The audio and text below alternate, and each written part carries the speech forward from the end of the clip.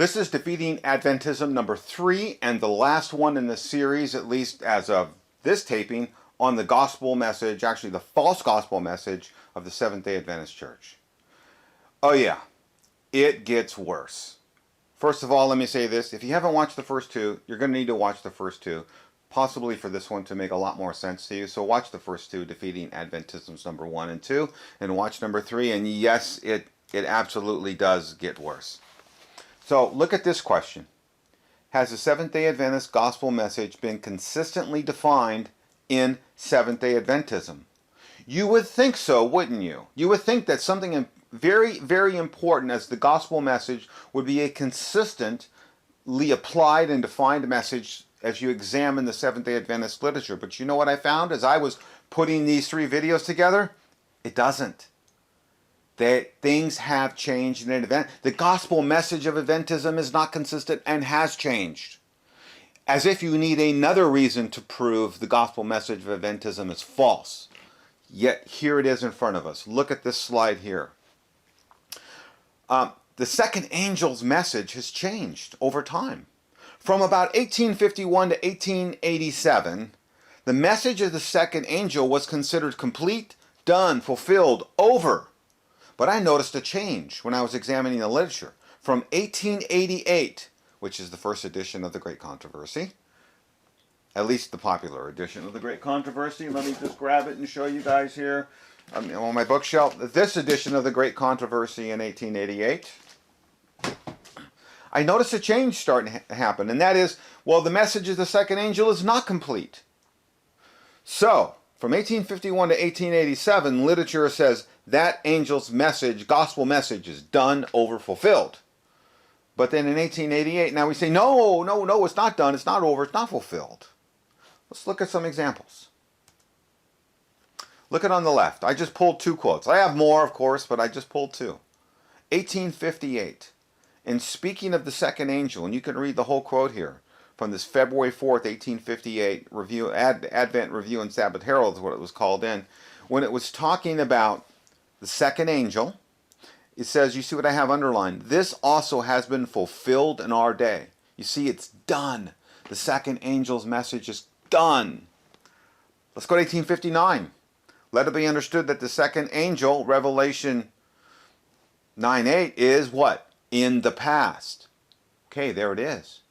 Fast forward. Great Controversy, 1888.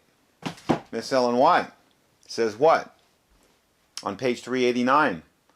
The message of the second angel did not reach its complete fulfillment in 1844. What?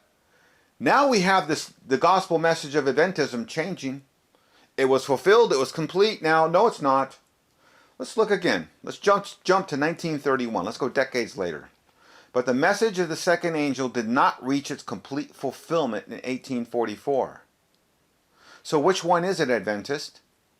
The gospel message of Adventism is not even consistent. First, it's not even consistent. It's not even consistent within itself, as opposed to, more importantly, it's not even found in the Bible, as you know if you watch Defeating Adventism number 1.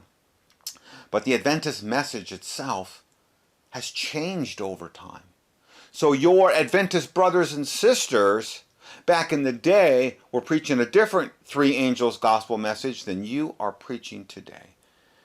Again, what's the Apostle Paul say in Galatians 1:8 through 9? About even though if I or an angel from heaven preach to you a gospel in which we did not proclaim to you, let him be accursed. Adventist, and your religion is cursed for preaching this false gospel. Moreover, let's just take this a step further and look at Ellen White. Look at this slide here. In the 27 Beliefs book on page 218, we got this heading here about the functions of the prophetic gift. And then it talks about all the things this person, Ellen White, with the prophetic gift has. On page 219 it says this, what? The spirit of prophecy, this prophetic gift, protects the church against false doctrines. Okay, fine. Well, I'm going to say this. Ellen White has failed the Seventh-day Adventist Church. Her own qualifications as a prophet, she has failed to protect the church from false doctrines. Not only is the church preaching a false gospel, But she herself, during her reign as the spirit of prophecy, has witnessed the gospel message of the Adventist church changing. The second angel's gospel's message went from fulfilled, complete to no, it's not fulfilled, it's not complete.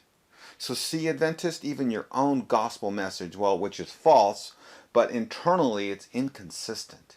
This ought to give you much alarm. It's time for self-examination, Adventists. It's time to get out of this false religion. Recognize the true Jesus of the Bible. Become a born-again Christian. And read John 3:3. Read Galatians 1:8 through 9. You are in a false church, my Adventist friend.